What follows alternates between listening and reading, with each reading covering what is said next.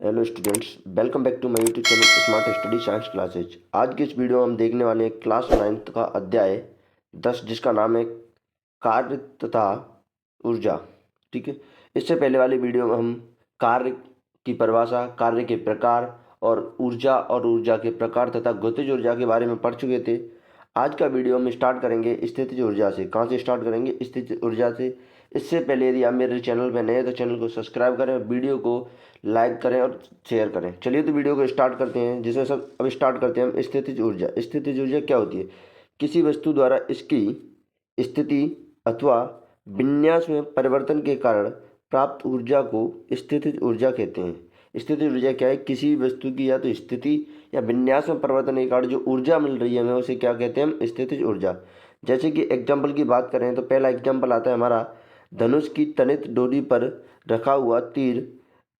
पहला एग्जाम्पल कौन सा है? धनुष की तनित डोरी पर रखा हुआ तीर। जैसे हम तीर को पीछे खींचते हैं तो उसके आकार यानी उसके विन्यास और स्थिति में परिवर्तन आ जाता है। दूसरा एग्जाम्पल है हमारा रबर बैंड को खींचना। उसके बाद तीसरा एग्जाम्पल स्प्रिंग को खींचना, किसी चाबी वाले खिलौने में चाबी भरना इत्यादि। ये हमारे सारे के सारे एग्जाम्पल स्थितिज ऊर्जा के हैं। ठीक है, इन सभी में किसी की स्थिति में इन सभी की स्थिति में या विन्यास में परिवर्तन हो रहा है, इसलिए इनकी द्वारा जो ऊर्जा मिल रही है उस ऊर्जा को क्या कह रहे हैं? स्थितिज ऊर्जा। अब इसी में अगला टॉपिक आता है हमारा स्थितिज ऊर्जा में किसी ऊंचाई पर वस्तु की स्थितिज ऊर्जा कैसे ज्ञात करें। तो इसके लिए क्या करना है आपको? एक m द्रव्यमान की वस्तु को धरती से h ऊंचाई तक ऊपर उठाया जाता है। वस्तु को ऊपर उठाने के लिए आवश्यक न्यूनतम बल वस्तु के भार के बराबर, यानी वस्तु को ऊपर उठाने के लिए जो बल लग रहा है वो वस्तु के किसके बराबर है? भार के बराबर, अर्थात mg है। भार क्या होता है? वस्तु का mg। इस प्रकार वस्तु पर किया गया कार्य उस वस्तु की स्थितिज ऊर्जा के बराबर होता है। यानी बल क्या है? वस्तु के भार के बराबर है, और जो कार्य किया जा रहा है वस्तु पर वो किसके बराबर है? स्थितिज ऊर्जा के। तो इस प्रकार की कुछ कंडीशन बनती है कि मान लीजिए ये जमीन है, यहाँ से भूमि से उठा के वस्तु को इस ऊंचाई h तक ले जाया जा रहा है। ये ऊंचाई क्या है? h है। अब यहाँ से इस m द्रव्यमान की वस्तु को यहाँ तक ले जाया गया है तो ऊंचाई क्या होगी? h। ठीक है, तो अब हम जानते हैं कि हमारा कार्य बराबर होता है बल इंटू विस्थापन। क्या होता है? बल इंटू विस्थापन। अब बल क्या है? भार है। अभी बोला था ऊपर क्या है? बल क्या है? भार है। अब हम जानते हैं भार बराबर क्या होता है? mg। विस्थापन कितना है? देखो यहाँ से वस्तु यहाँ तक गई तो विस्थापन कितना हुआ? h। तो विस्थापन की जगह क्या लिखेंगे हम? h। तो ये हमारा, और कार्य की क्या था? इस पर जो कार्य हो रहा था वो क्या था? स्थितिज ऊर्जा। ई का मतलब एनर्जी, पी का मतलब पोटेंशियल, यानी स्थितिज ऊर्जा। ठीक है, तो स्थितिज ऊर्जा का सूत्र क्या बन जाएगा? ई पी बराबर एम जी एच। स्थितिज ऊर्जा सूत्र क्या मिल जाएगा हमको? ई पी बराबर M G H. E P का मतलब क्या है? स्थितिज ऊर्जा। अब देखो इस पर एक क्वेश्चन की बात करते हैं। एनसीईआरटी का एग्जाम्पल नंबर 10.5 कि 10 केजी द्रव्यमान की एक वस्तु को धरती से 6 मीटर की ऊंचाई तक उठाया गया है। यानी कोई 10 केजी द्रव्यमान की वस्तु है, उसे धरती से 6 मीटर ऊंचाई तक उठाया गया है। इस वस्तु पर विद्यमान ऊर्जा का परिकलन कीजिए। अब इस वस्तु में कितनी ऊर्जा लगी है उसको ज्ञात करना है। जी का मान आपको दिया है 9.8 मीटर प्रति सेकंड स्क्वायर। ठीक है, अब हमें पता है कि एम कितना दिया है, यानी वस्तु का द्रव्यमान 10 केजी, हाइट कितनी दी है यानी विस्थापन कितना दिया? 6 मीटर। जी का मान कितना है? 9.8 मीटर प्रति सेकंड स्क्वायर। इस प्रकार अब हम देखो, अब हम सूत्र लगाएंगे ईपी बराबर, यानी स्थितिज ऊर्जा का सूत्र लगाएंगे ईपी बराबर एम जी एच। तो एम की जगह कितना लिखेंगे? 10, जी की जगह कितना? 9.8, और एच की जगह कितना? 6। जैसे ही आप इन तीनों को मल्टीप्लाई करोगे तो ये आएगा आपका कितना? देखो अब ये हो जाएगा आपका टोटल। देखो इस ये बनेगा आपका 10 इंटू 9.8। अब 9.8 से पॉइंट हटा के नीचे जीरो बढ़ाती हो तो आपका कितना बन जाएगा? ये 10 से 10 कैंसिल हो जाएगा और 6 कितना बन जाएगा? 6। यानी 98 इंटू 6 करोगे, 98 इंटू, ये गलत हो रखा है यहाँ, 98 इंटू 6 करोगे तो कितना आएगा आपका? देखो 98 इंटू 6, तो 6 का गुणा 8 से करोगे, 8 6 48, हासिल 4, और 9 6 54 4 58। ये यहाँ तक सही दे रखा है, लेकिन ये वाला गलत है आपका। कितना आ जाएगा? 588 जूल। कितना आ जाएगा? 588 जूल। ठीक है, यहाँ से हटा के ये कितना आ जाएगा? 98 इंटू 6 करोगे तो 588 जूल, यानी 10 kg वस्तु को 6 मीटर ऊंचाई तक ले जाने में कितनी स्थिति ऊर्जा लग रही है? 588 जूल। ठीक है, अगला एग्जाम्पल है आपका एनसीईआरटी का एग्जाम्पल नंबर 10.6 कि 10 kg द्रव्यमान की वस्तु धरती से एक निश्चित ऊंचाई पर स्थित है, यानी कोई ऊंचाई है, ऊंचाई का मान नहीं दिया है तो हम h मान सकते हैं। ठीक है, यदि वस्तु की स्थिति ऊर्जा 480 जूल है तो वस्तु की धरती के सापेक्ष ऊंचाई ज्ञात कीजिए। देखो, इस क्वेश्चन के अंतर्गत आपको ऊंचाई नहीं दी गई है, लेकिन दिया क्या गया है? दिया है प्रकलन में सरलता के लिए जी का मान 10 लेना है। मतलब इस गणना को सरल बनाने के लिए आपको जी का मान कितना लेना है? 10 लेना है। तो देखो, अब इस प्रकार के क्वेश्चन को कैसे करेंगे? देखो, अब आपको दे रखा है कि जो आपका द्रव्यमान है वो कितना है? सॉरी, 10 नहीं था, कितना है? 12 kg है। सही से नहीं दिख रहा है इसमें, कितना है? 12 kg है। वस्तु का द्रव्यमान कितना है? 12 kg। अब हाइट पूछी गई है तो हाइट के आगे लगाएंगे हम क्वेश्चन मार्क। ठीक है, अब स्थिति ऊर्जा कितनी दी थी क्वेश्चन में? आपको स्थिति ऊर्जा दी है ईपी बराबर 480 जूल। अब जी का मान कितना ले आए? 10 मीटर प्रति सेकंड स्क्वायर। तो इस प्रकार हम फॉर्मूला लगाएंगे किसका? आपका स्थितिज ऊर्जा का। तब इस प्रकार अब फॉर्मूला लगाओगे। अब हमें हाइट निकालनी है, तो देखो, जब हाइट एम जी के मल्टीप्लाई में मैं एम जी को बराबर के इस साइड ले जाऊंगा, बराबर के इस साइड ले जाऊंगा, तब आपको क्या मिलेगा? एच बराबर ई पी बट्टे एम जी। ई पी कितना दिया हुआ है, यानी स्थितिज ऊर्जा कितनी? 480। एम का मान कितना? 12 और जी का मान कितना? 10। तो देखो, 12 से 0 कैंसिल हो जाएगी इसकी। अब 12 से 48 कितनी बार कैंसिल हो जाएगा? 4 बार। इस प्रकार आपके इस क्वेश्चन की, जो इस क्वेश्चन में वस्तु की हाइट है वो कितनी है? 4 मीटर। अगला टॉपिक आपका ऊर्जा संरक्षण का नियम। ऊर्जा संरक्षण का नियम। अब इस नियम के देखो, इस ये नियम क्या है? इस नियम के अनुसार ऊर्जा को न तो उत्पन्न किया जा सकता है और न ही नष्ट किया जा सकता है। ऊर्जा संरक्षण नियम के अनुसार क्या कहता है? ऊर्जा संरक्षण का नियम, ऊर्जा संरक्षण का नियम कहता है कि ना तो गति ऊर्जा को उत्पन्न किया जा सकता है, न ही नष्ट किया जा सकता है। तो फिर क्या किया जा सकता है? इसका केवल एक रूप से दूसरे रूप में स्थानांतरित किया जा सकता है। जैसे कि गतिज ऊर्जा थी, स्थितिज ऊर्जा, फिर यांत्रिक ऊर्जा। ऐसे आप इसको ट्रांसफर कर सकते हो, लेकिन इसको ना तो नष्ट कर सकते हो ना आप इसको बना सकते हो। ये ऊर्जा होता है आपका ऊर्जा संरक्षण का नियम। इस नियम को आपको याद रखना है, ये मोस्ट इम्पोर्टेंट नियम है, ये आपको क्वेश्चन पेपर में पूछा जाता है। अब किसी वस्तु की गतिज ऊर्जा तथा स्थितिज ऊर्जा का योग उसकी कुल यांत्रिक ऊर्जा कहलाती है। अब आपसे पूछ ले कि यांत्रिक ऊर्जा किसे कहते हैं, तो किसी वस्तु की गतिज ऊर्जा और उसी वस्तु की स्थितिज ऊर्जा दोनों को मिलाकर हम क्या कहते हैं? कुल यांत्रिक ऊर्जा। अर्थात स्थितिज ऊर्जा प्लस गतिज ऊर्जा बराबर कुल यांत्रिक ऊर्जा। ठीक है, अब इसमें क्या करना है कि देखो, अब स्थितिज ऊर्जा कितनी होती है हमारी? mgh। अब गतिज ऊर्जा कितनी थी? 1/2 mv² बराबर कितना? कुल यांत्रिक ऊर्जा। और ये आंसर मिलेगा आपको अचर में, यानी कोई संख्या मिलेगी। ठीक है, अब देखो क्या हो सकता है? हो ये सकता है कि मान लो कोई वस्तु है जो ऊपर है, तो देखो उसका अंतिम वेग कितना हो जाता है? 0। जैसे आप वस्तु को यहाँ से नीचे से फेंकोगे तो उसका अंतिम वेग कितना हो जाएगा? ऊपर जाके 0। अब इस प्रकार आप इस फॉर्मूले में या v की जगह 0 लिखोगे तो ये पूरा 0 हो जाएगा ना।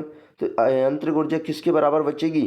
mgh प्लस 0, यानी mgh के बराबर ही कुल यांत्रिक ऊर्जा बचेगी अगर वस्तु ऊपर है तब। बट अगर वस्तु नीचे है, मतलब अगर वस्तु यहाँ से यहाँ आ गई, जमीन पर रखी है, कोई वस्तु जमीन पर रखी है, तब यांत्रिक ऊर्जा क्या होगी वस्तु की? तब देखो, अब हाइट 0 होगी वस्तु की। अब वस्तु की हाइट 0 हो गई तो आपको पता है कि mgh फॉर्मूला होता है हमारा।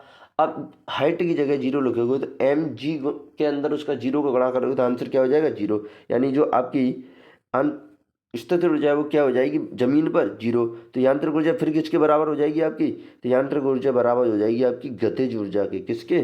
गतिज ऊर्जा के। ठीक है, अगला टॉपिक आता है हमारा शक्ति। तो कार्य करने की दर या ऊर्जा स्थानांतरण की दर को शक्ति कहते हैं, जिसे P से प्रदर्शित करते हैं या लिखते हैं। देखो, या तो कार्य करने की दर या ऊर्जा स्थानांतरण की दर जो होती है उसे क्या कहते हैं हम, शक्ति। और शक्ति को किससे प्रदर्शित किया जाता है, पी से। किससे, पी से। अगर हम बात करें शक्ति का ऐसा ही मात्रक क्या होता है, तो शक्ति का ऐसा ही मात्रक होता है आपका वाट। जिसे किससे लिखते हैं, डब्ल्यू से। किससे लिखते हैं, डब्ल्यू से। अगर हम बात करें शक्ति के फॉर्मूला की, तो शक्ति का फॉर्मूला होता है आपका शक्ति बराबर कार्य बट्टे समय। अब देखो, कार्य को किससे लिखते हैं हम, डब्ल्यू से। समय को किससे लिखते हैं, टी से। तो ये शक्ति का फॉर्मूला क्या मिल जाएगा आपको, शक्ति को किससे लिखेंगे, पी से। तो शक्ति का फॉर्मूला क्या हो गया आपका, पी बराबर डब्ल्यू बटे टी। अब शक्ति के बड़े मात्रक की बात करें तो शक्ति का बड़ा मात्रक होता है किलोवाट यानी के डब्ल्यू, जिसमें कितने वाट होते हैं, 1000 वाट। अगर हम बात करें 1 वाट शक्ति की परिभाषा की, किसकी, 1 वाट शक्ति की परिभाषा की। देखो, कहने का मतलब मेरे को आंसर लाना है 1 वाट, तो मैं क्या करूँगा, यहाँ 1 जूल लिख लूँ, क्योंकि आपको पता है कि कार्य का मात्रक जूल होता है। और यहाँ 1 सेकंड लिख लूँ, तो आपको जो कार्य मिलेगा, सॉरी शक्ति मिलेगी, वो कितनी मिलेगी, 1 वाट। अब इसी प्रकार हम परिभाषा बना सकते हैं कि किसी वस्तु पर 1 जूल कार्य 1 सेकंड तक किया जाए, तब शक्ति कितनी मिलेगी आपको, शक्ति मिल जाएगी 1 वाट। कितनी मिल जाएगी, 1 वाट। ठीक है।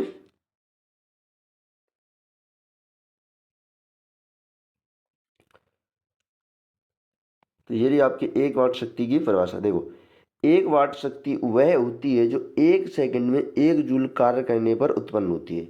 1 वाट शक्ति क्या होती है कि 1 सेकंड में 1 जूल कार्य करने पर जो शक्ति बन रही है उस शक्ति को क्या कहते हैं, 1 वाट। देखो, P बराबर 1 जूल बटे 1 सेकंड। अब हमें पता है वाट किसके बराबर होता है, जूल बटे सेकंड के। तो आंसर क्या मिल जाएगा आपको, P बराबर 1 वाट। ये होती है आपकी 1 वाट शक्ति की परिभाषा। ठीक है।